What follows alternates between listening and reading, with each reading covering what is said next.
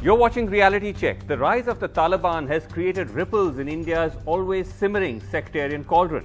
On one hand, a section of Muslim individuals have celebrated the Taliban's return, drawing a sharp rebuke from iconic Muslim figures like Nasiruddin Shah and Javed Akhtar. On the other hand, there are fears that the Taliban's return will be used, or is already being used, to stoke the Islamophobia that's rampant in our country.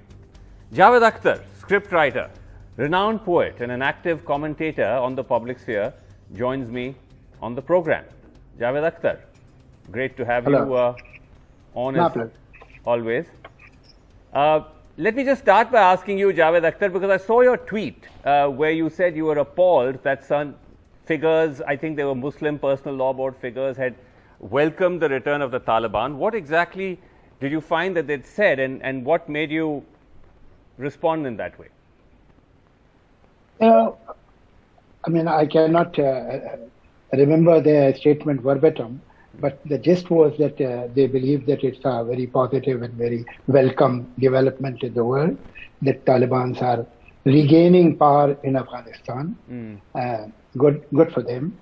But thankfully, I have realized during these days that these people are in a minuscule, negligible minority within Muslim communities. And most of the Muslims I met and I spoke to them, they were really appalled and they were shocked by this kind of statement.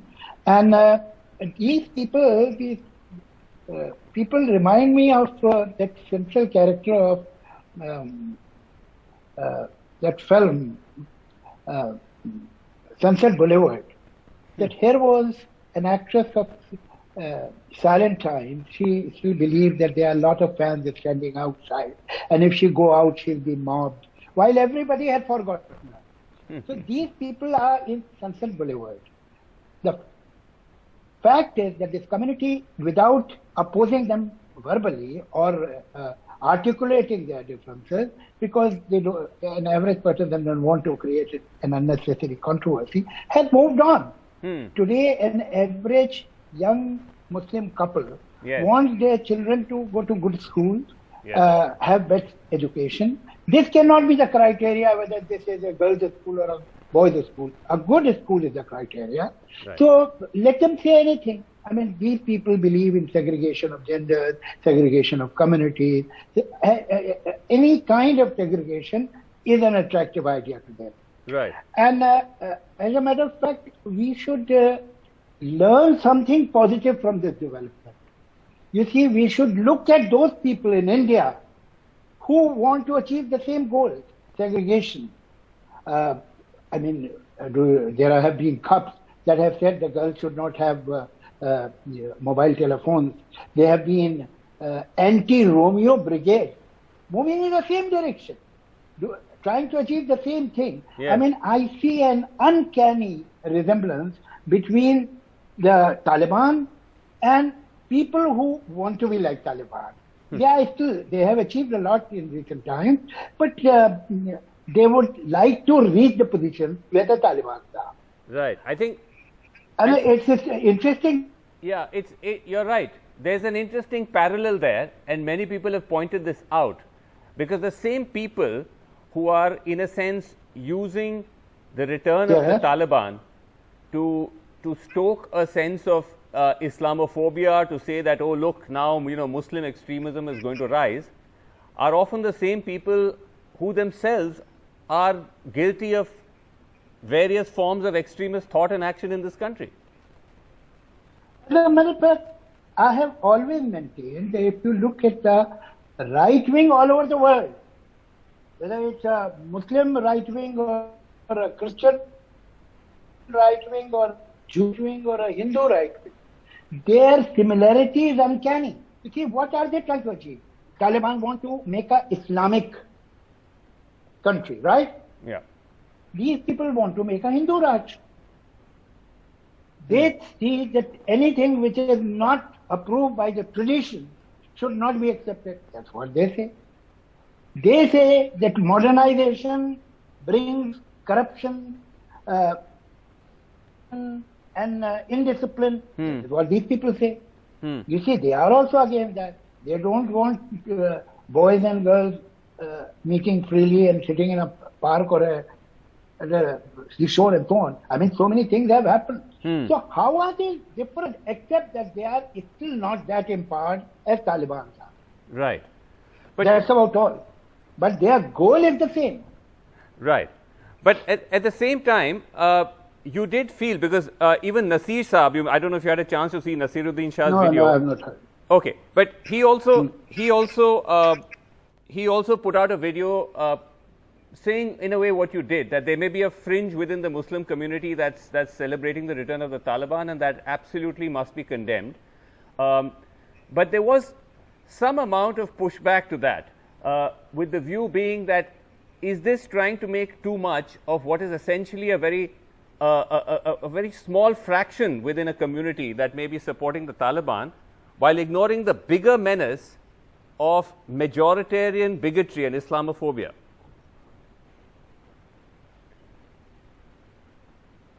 I don't know how. You see, if they could see the right perspective, they would not have been what they are. Obviously, their whole viewpoint is distorted. But thankfully, they are obsolete. Thankfully, they have no hold left on the educated middle class of Muslims.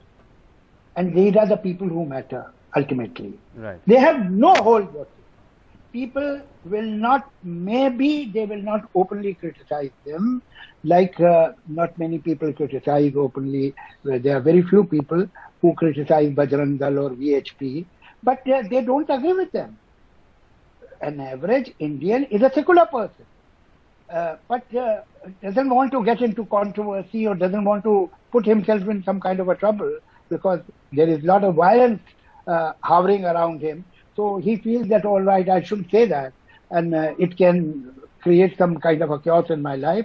But the way they are spending their life, the way they are living, the way they are reacting or interacting with the society, it doesn't condone these diktats. It doesn't condone this point of view or this philosophy at all.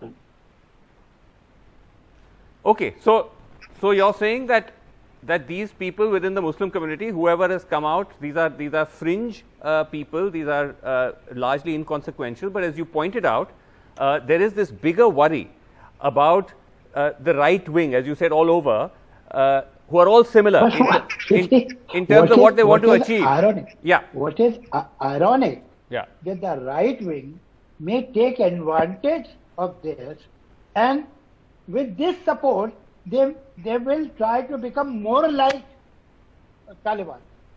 That is interesting. You see, look at the right wing objectively, without any passion, with some objectivity. They are the same people. Now their names are different, or their faces are different, but ultimately, if you look at their value system, it is the same. Vis-a-vis gender, vis-a-vis minorities, they have no love lost for minorities like Taliban. They want women to be at home and on the margin like Afghanistan-Taliban. So what is the difference between the two? They think no law is superior than their religious faith. That is what Afghan-Taliban says. So where are you different from them? And how are you so upset?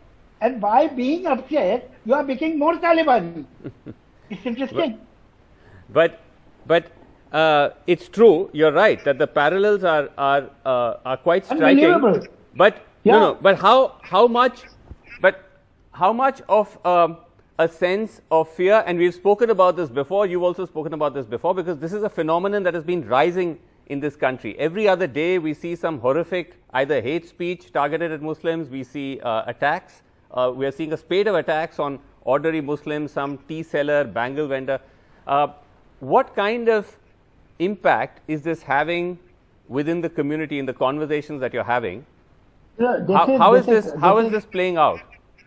This is a kind of a dress rehearsal for becoming a full-fledged Taliban. That is what they are doing. That is what these are Talibani traits that they are imitating. They are the same people, only the names are different. Their goal is a bit far. You know, there is a constitution between their goal and them, Indian constitution. But they are given half a chance, they'll cross that. They are the same people. You see, secular. Now, secular has become a four-letter word in India for many people, and they call them secular. What do you think? Taliban have great respect for secular. Right. They also have that same contempt that you have. Yes. So, I think those who support organizations like RSS or BHP or Bajrang Dal need to do some introspection. Of course, Taliban are reprehensible. There is no doubt about it. They are barbarians. But the people whom you are supporting, how are they different from them? But Except the privilege. They are less privileged. But they are trying to gain more and more ground, and every day they are inching forward. But they have the same mindset. What is that? Yes, but what is that doing to the thinking and the fears and the anxieties of the Muslim community, in your view? But the fact remains that if I did not have cancer, it doesn't mean there is no disease called cancer. If I never came under a automobile, it means there are no accidents in the world. So if it has not happened to me, it doesn't mean that it doesn't happen. Things are bad. Of course things are bad. You have to be broad-minded, you have to be progressive, and you have to join the huge majority of Hindus who are secular people, even today. This country is basically a secular country. The very idea, like Taliban, cannot appeal to an Indian. It is not in his brain. Look at this ISIS and Daesh and what all, and so many organizations. How many Muslims have joined that in India? You have around 15 to 20 crore Muslims. Perhaps 20, 100, 150, not even 1,000. You can't give 1,000 names. Right. So it is not in their DNA. Indians don't have that kind of extremism in their DNA. Now this very idea, the whole thing, RSS, it is a poor copy of the kind of Nazism that had come in 30s of Germany. Even RSS is also because they had SS. So now they have these initials RSS. Their shorts, all that has come from there. The whole philosophy. Mr. Goldwalker has praised Hitler to no end in his book. And he has said that we should learn from Hitler how to handle minorities. So these are people who are from the same package. But I want to... Daesh or Taliban right. or these right-wing Hindus, they are from the same package. Okay, they will of course challenge that and say that, that you can't compare that extreme kind of actions and behavior of groups like the Taliban and ISIS to the RSS. I agree. They are still not that in power. That's true. But where is the goal? Where do they want to reach? Of course, they are in the process. And they may or may not reach their goal. But what is the difference between their goal and Taliban's goal? I want to know that. Right. But like in their Guru yeah. Guru Goldwalker ji, whose photograph you will see in every RSS and BJP house. He's called Guruji. He said that the minority should be defranchised. They should not have the right to vote. Right. Either some of them should come forward and say that we disown Goldwalker's this statement. We don't agree with him. We condemn it in the strongest terms. Otherwise, if you are silent about it, like Muslim Personal Law Board is silent about Taliban, I demand that they should give a clear-cut statement. Do they agree with them? If they don't agree with them and they think they are wrong, why can't they articulate it very clearly? Yes, I saw that. You said they should go public with it, and I agree with you. They should come out and clearly say where they stand on the Taliban. But I want to ask you though about the point you raised, the premise you raised about India largely being a secular country and that a majority of the majority community are secular, and I'd like to believe that as well. But then how would you explain the fact that this whole communal poison, this whole mindset, this way of thinking is gaining so much ground in India? Has the needle started to shift away from what we were or what we ought to be? I really wonder if it is gaining ground. I mean, don't go on Twitter and some social media hate messages and some channels and some newspapers. India is much bigger than that. It's much bigger than that. At the peak of their popularity, they were shareholders of 37% of votes.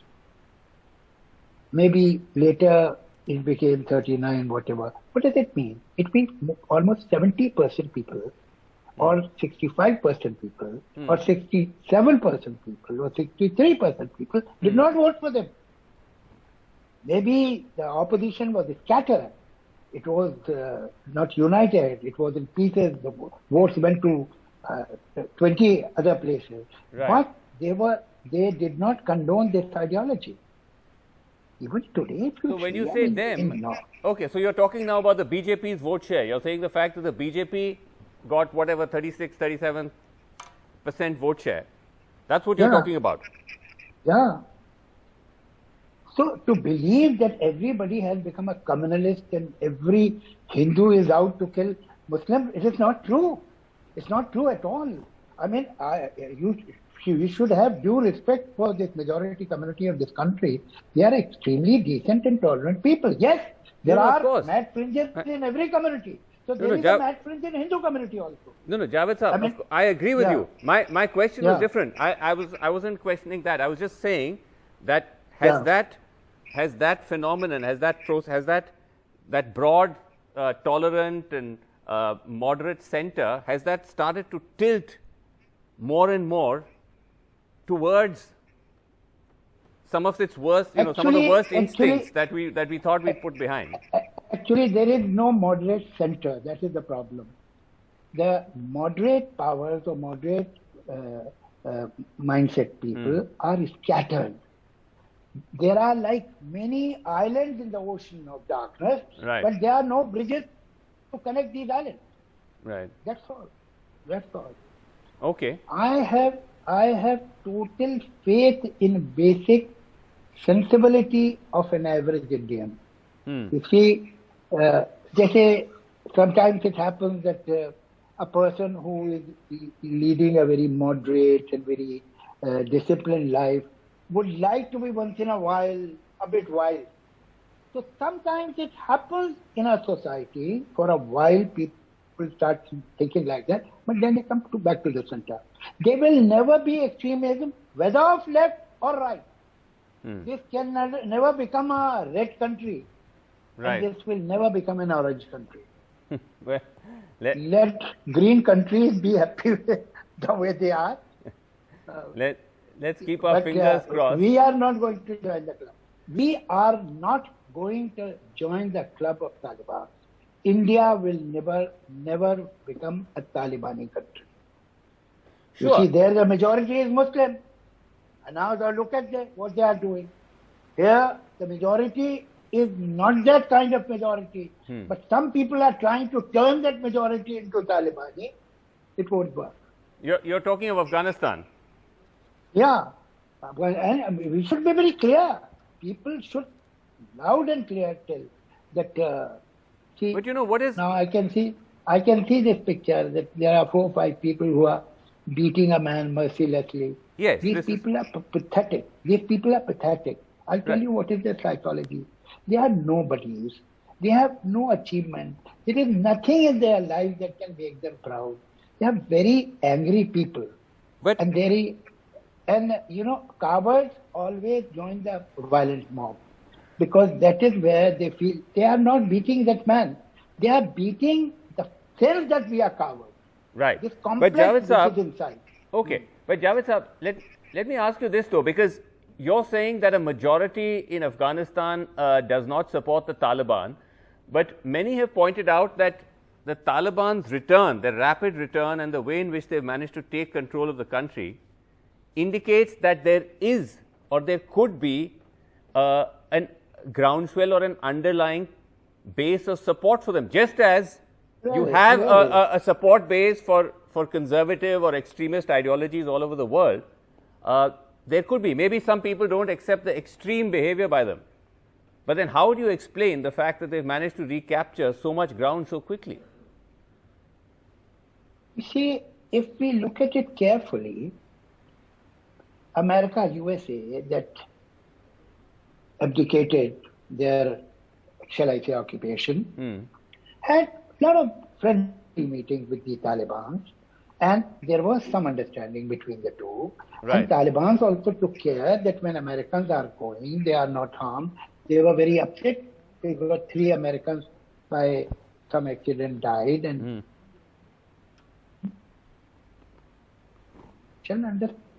you see, I don't believe that there was a army of 350,000 people and soldiers, and within a week, some people on mobiles and trucks and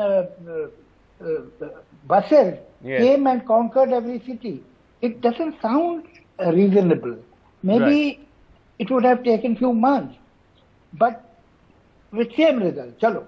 But you know, it means the present regime, which was the puppet of USA and Taliban, have some kind of understanding that we are not aware of. Okay, but you know, it is it looks too staged. Okay, looks staged. But you know, there's an interesting dynamic which is kind of complicated this conversation, which is that the Taliban claims that they have changed. They are no longer the Taliban of old, and they're actually reaching out to governments across the world to try to engage with them, including India.